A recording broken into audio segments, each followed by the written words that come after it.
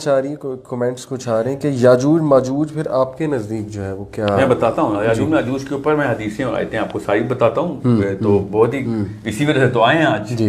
سب سے پہلے تو یہ سوچ لیں کہ عبداللہ بن عباس واپس آتے ہیں. اب اللہ کرے کوئی غامدیت کے اوپر کوئی اور کوشچن ہو تو پوچھ لیں ورنہ کثر رہنے نہیں چاہیے. میں آپ کو اس لیے بتا رہا ہوں کہ وَمَا جَعَلْنَا الْبُيَّةَ الَّتِي یہ جب بات آتی ہے سورہ بنی اسرائیل میں تو وہ اللہ تعالیٰ کے معراج کا آنکھوں سے دیکھنے کی بات ہے. ٹھیک بالکل ٹھیک ہے دیکھا ہے. وہ میں کیوں بتاتا ہوں آپ کو اس حدیث کے کہ حدیث میں اللہ تعالیٰ نے 3 صورتوں کا گروپ بنایا اللہ تعالیٰ کے نبی علیہ السلام نے صحیح اور اس کو کہا کہ یہ عظیم ترین صورتوں میں سے ہیں.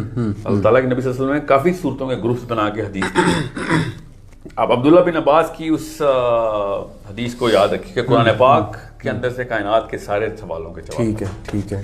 تو قرآن پاک میں کوئی نہ کوئی بات تو ہے جو ہر طریقے سے کوڈ ہوئی بھی ہے. تو اس حدیث میں سے نا مجھے یہ چیز جو ہے نا اسی وقت روشنی کی طرح نظر آتی ہے کہ اللہ تعالیٰ کے نبی صلی اللہ علیہ وسلم نے کہا کہ سورہ بنی اسرائیل، سورہ کہف اور سورہ مریم کو اکٹھا کرے گا کہ یہ 3 عظیم صورتیں ہیں. بالکل ٹھیک. تو یہ سورہ کہف کی ایک اور صورت تھی کہ یہ تینوں ایک گروپ میں ایک خاص ستارے ہیں. یہ صحیح یہ اورائنز بیلٹ کی طرح 3 ستارے ہیں. بالکل صحیح. اور بیچ میں سورہ کہف ہے. اللہ اکبر. یہ بڑی غور سے سنیے گا. سورہ بنی اسرائیل کا اصل میں نام سورہ اسراء ہے. سورہ اسراء بالکل ٹھیک ہے. کہ سورہ اسراء کا مطلب ہے کہ اللہ تعالیٰ نے کس طریقے سے پورٹلز کے تھرو، یہ تو ہم سب کا مسلمان ہونے کے تھرو عقیدہ ہے کہ اللہ تعالیٰ نے پورٹل کے تھرو اسینشن دی اللہ تعالیٰ کے نبی صلی اللہ علیہ وسلم. سورہ اسراء ٹائم ٹریول کی حدیث ہے صورت ہے.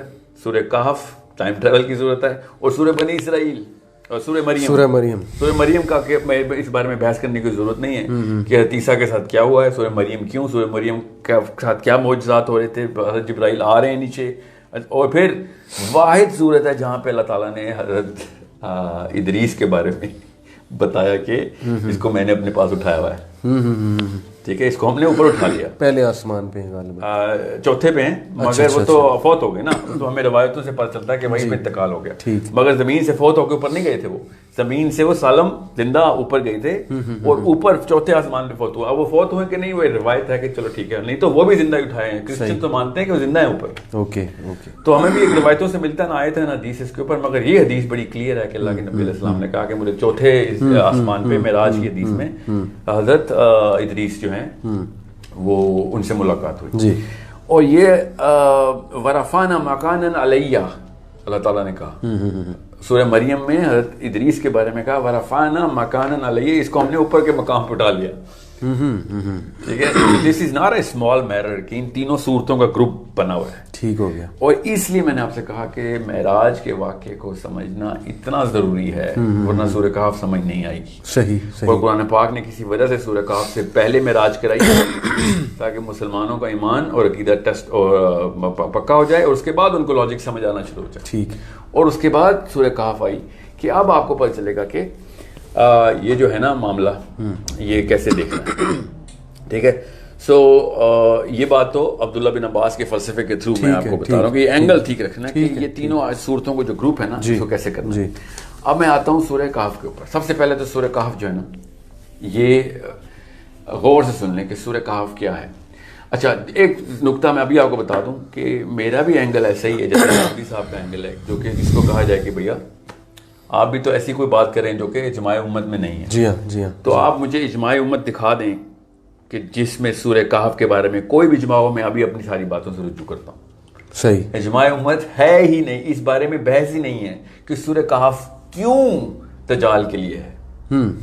اگر کسی نے کہی ہو تو ضرور آپ لیٹس ٹاک اباؤٹ دس. نہیں اس میں تو اسکالرز ریفر کرتے ہیں بار بار سورہ کہف کہ کرو یہ ضروری ہے کہ سورہ کہف ہو. ضروری. مگر سورہ کہف میں کیا ہے اس بارے میں اگر کوئی بحث ہے کوئی اور اینگل ہے تو ہم دیکھ لیتے ہیں. بالکل ٹھیک. مگر سورہ کہف کی کسی کنجی کو اجماع امت میں اگر ہے تو میں آپ کو بھی بتاتا ہوں. امام نووی کی ڈائریکٹ حدیث ہے اس کے اوپر ان کی اپنی کہ امام نووی کو میں ڈائریکٹلی کوٹ کر رہا ہوں ادھر. ہی سیڈ کہ سورہ کہف کے اندر اللہ تعالیٰ نے کچھ ایسی نشانیاں رکھی ہیں کہ جو اس پہ غور کرے گا دجال کے فتنے سے بچ جائے گا. ٹھیک ہے. اب یہ بہت ضروری ہے کہ آپ کو پتا ہو کہ امام نووی تک ان سب کو یہ کانسیپٹ پتا تھے جو عبداللہ بن عباس کا فلسفے کے تھرو پرسپیکٹیو کے تھرو دیکھ رہے تھے کہ یار قرآن پاک نے سارے کے سارے چابیاں آپ کو دے دی ہیں. اب اگر امام نووی یہ کہہ رہے ہیں کہ سورہ کہف کے اندر کچھ ایسی نشانیاں ہیں, بالکل صحیح, بالکل صحیح, اور انہوں نے کہا ہے کہ whoever ponders on it, ٹھیک ہے, is going to find the way out. صحیح. تو یہ تو اجماع امت کی پوری طرح تصدیق میں ہوں میں پھر. اب یاجوج ماجوج پہ, ہاں جی, ہاں سورہ کہف پہ. یاجوج ماجوج سے پہلے آپ کو پتہ چلے گا سورہ کہف کیوں. لیکن سب سے بڑا واقعہ جو ہے نا سورہ کہف میں وہ ذوالقرنین کا ہے. ٹھیک ہے, بیشتر آیات ذوالقرنین کی. تو جب سورہ لقمان کے اوپر رکھی گئی تو یہ والی سورت کو ذوالقرنین کہنے میں کیا عرض تھی اللہ کو, سمجھ رہے؟ صحیح.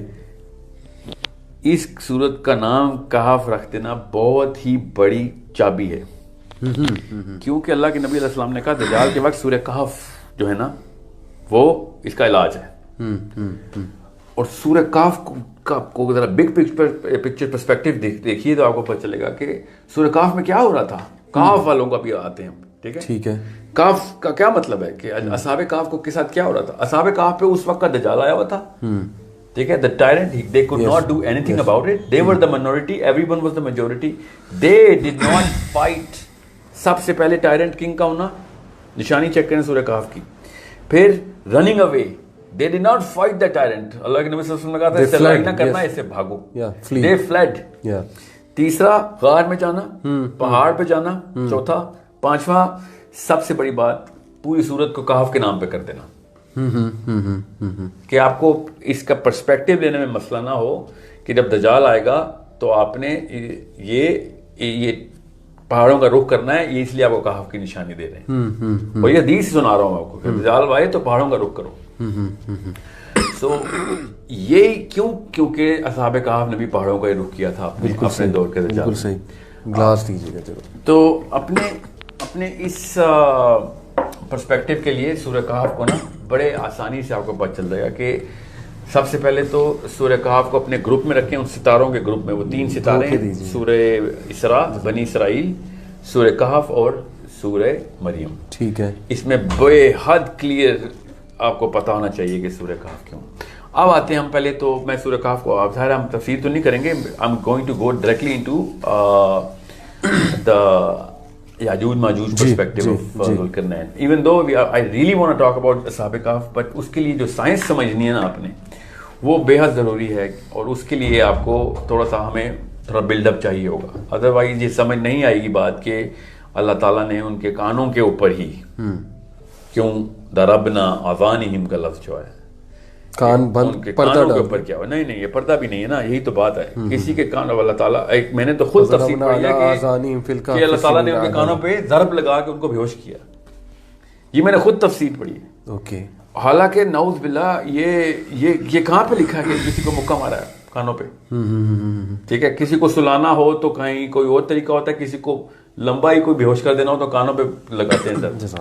حالانکہ ضربنا آذانہم کا بڑا آسان سا مفہوم, بڑا آسان سا لٹرل عربی میں ہے کہ ایسی کوئی آواز اور ایسی کوئی وائبریشن ہے جو کہ ساؤنڈ کے تھرو کریٹ کی گئی ہے ادھر. اوکے, ٹھیک ہے. یہ ضربنا آذانہم کا بڑا آسان مفہوم. میں آؤں گا اس کے اوپر, کیونکہ then we'll have to open the inner ear, you will find out کہ صدفین کا جو لفظ ہے نا اس میں کان میں بھی اللہ تعالیٰ نے صدف رکھی ہوئی ہے. اگر آپ ایک دفعہ گوگل کریں اور آپ دیکھیں کہ کان کا انر ایئر کا اسٹرکچر کیا ہے تو آپ کو نظر آ جائے گا کہ یار یہ تو وہی صدفین والا لفظ سے استعمال ہوا ہوا ادھر. مگر ابھی ذوالقرنین اور یاجوج ماجوج کا جو کہ ہاٹ ٹاپک ہمارا چل رہا ہے اس کے اوپر رکھتے ہیں. تو پہلے تو امام نووی کی یہ بات غور کر لیجئے کہ کچھ چابیاں ہیں جو امام نووی نے ہمیں لٹرل اپنی نہیں الفاظ میں بتا دیا کہ جس کو ڈھونڈنی ہے چابیاں پڑی ہوئی ہیں. اب آتے ہیں ہم, اچھا let's just start with where it starts, کہاں پہ شروع ہوتا ہے. یہ 84 نمبر سورت سے شروع ہوتا ہے. 84 نمبر. آپ بلکہ قرآن پاک آپ بھی کھول لیجیے, ہم آپ کو ساتھ ساتھ میں آپ کو بتاتا ہوں کہ سورہ کہف اور یاجوج ماجوج کو کیسے دیکھنا ہے. اوکے, 84 نمبر سورہ, سورہ number 84 which is just a moment. سورہ نمبر نہیں, سورہ نمبر 18 ہی رہے گی, آیت نمبر 84. اوکے, وہی میں سوچ رہا تھا کہ سوری جی ٹھیک ہے جی. اچھا, سورہ کہف ورس 84.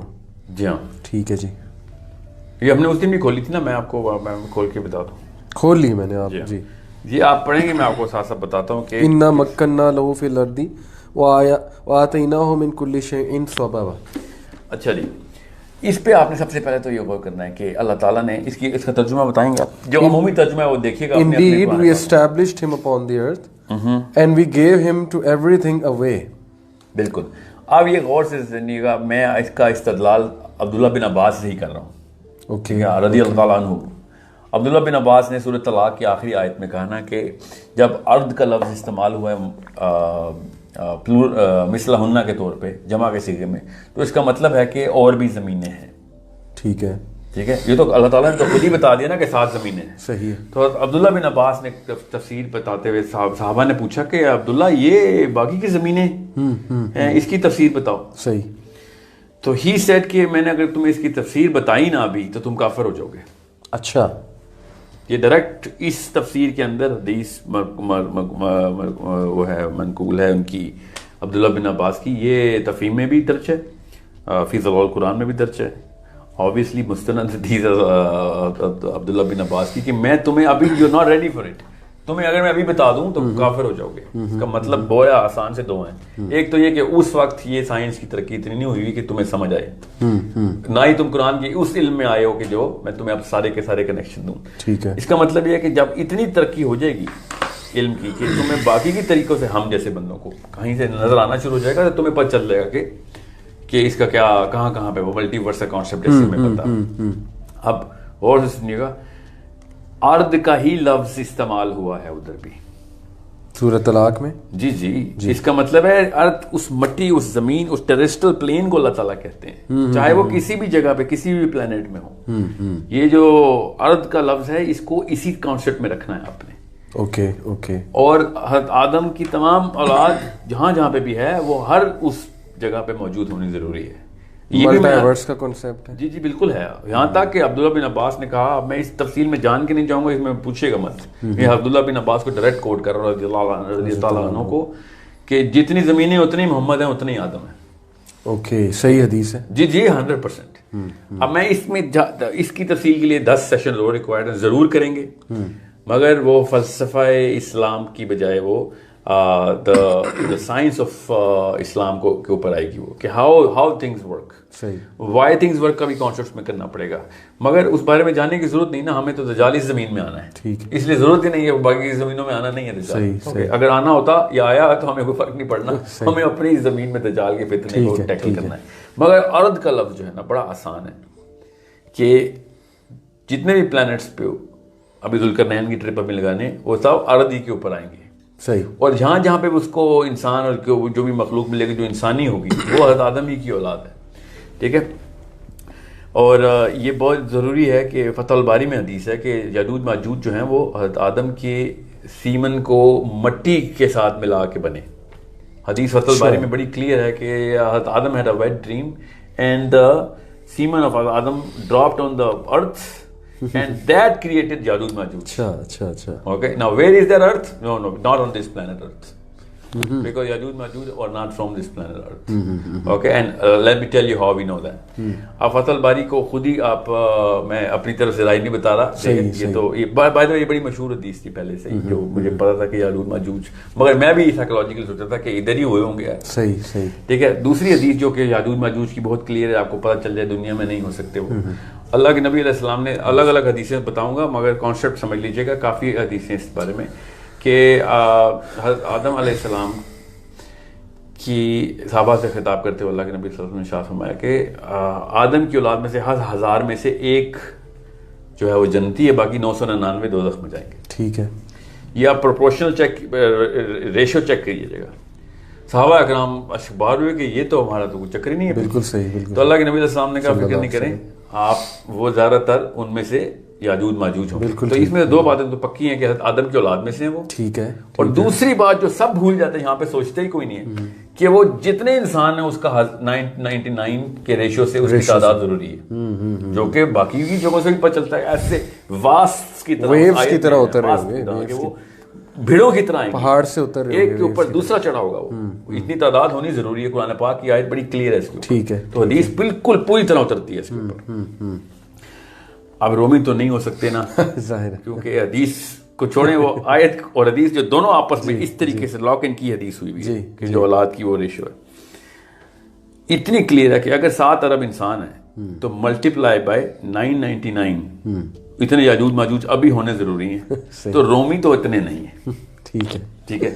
اور اگر نہیں ہے رومی کوئی بھی ہے تو دنیا میں کون سی ایسی قوم ہے جو کہ کسی اور قوم کا 999 ریشو پہ پورا کرتے ہیں؟ میں مان لوں گا کہ ہاں یار یہاں پہ میرا یہ والا لاجیکل مقدمہ ویک ہے. تو دنیا میں ایسی کوئی یہ کہے کہ انٹلیکچولی یاجوج ماجوج 99.9% لوگ, یعنی کہ 99.9 نہیں ہے نا, 999 ہیں. اوکے اگر 99.9 بھی ہوتے تو میں کہتا یار چلو وہ بھی نہیں پورے اترتے. مگر 999 to 1 کی ریشو سے کوئی بھی ریس ہو, اگر پرسنٹیج دی ہوتی نا تو 100 میں ہوتی, صحیح سمجھ لیں 1000 میں بھی ہوتی, تو مجھے دکھا دیں نا وہ پرسنٹیج کہیں پہ پوری اترتی ہے. ہسٹری آف دا ورلڈ سے لے کے قیامت تک صحیح کوئی ایک ایسا ریشو بتائیں کسی ایک ریس کا. یہ جو اوبان اور جاپان کو ملا رہے ہیں نا غامدی صاحب کے کوکیجنز ہیں, Caucasians are actually lesser than any other race which is the Chinese race. یہ کوشچن آیا شیخ کہ دا ریشو از جنتی ٹو ٹوٹل اور ہیومن بینگز ٹو ٹوٹل. حضرت آدم کی ٹوٹل اولاد کا ریشو جنت میں دیٹ ول بی 1 اینڈ جہنم میں 999. ٹھیک ہے. جتنے بھی انسان ہیں وہ جنت یا دوزخ میں تو جائیں گے نا, سمجھ رہے ہیں. سو ان انسانوں کا پرپورشن جو ہے نا وہ یہیں سے آپ کو پتہ چل جاتا ہے. اوکے. اور اس آیت سے بڑا کلیئرلی بھی پتہ چل جاتا ہے کہ کس طریقے سے وہ لیئر اوور لیئر آ رہے ہوں گے. اور صاف سمجھ آ رہی ہے کہ وہ تبریز کی جو لیک ہے اس کو کیسے پی جائیں گے. چلیں یہ تو شیخ کلیئر ہو گیا کہ رومی نہیں ہے, اور یہ جو ماڈرن پرسپیکٹیوز ہیں چلیں وہ ان کی رائے ہے ان لوگ کی, وہ بھی رسپیکٹیبل لوگ ہیں. بٹ مجھے تو یہی سمجھ آئی آپ کی بات سے کہ ڈیفینیٹلی ابھی وہ آئے نہیں. M I correct? 100% لانچ مطلب ابھی فل فورس سے تو لانچ نہیں ہوئے یاجوج. نہیں فل فورس نہیں, وہ 0 فورس سے بھی لانچ نہیں. وہ 0 فورس کے پیچھے حدیثیں کیا میں آپ کو بتا دیتا ہوں نا. دیکھیں یاجوج ماجوج حضرت عیسیٰ کے وقت آنے, حضرت عیسیٰ نے ان سے چھپ کے جانا, یہ حدیث ہے, یہ بڑی کلیئر حدیث ہے کہ حضرت عیسیٰ نے ان سے, حضرت عیسیٰ نے بھی لڑائی نہیں کرنی ان سے. جی ٹھیک ہے. حضرت عیسیٰ بھی پہاڑ کے اوپر طور پہ چھپیں گے اور پھر دعا کریں گے اور پھر گردن میں وہ کیڑا نکلے گا, وچ از باذن اللہ کہ جس طرح سورہ فیل ہوا ہے.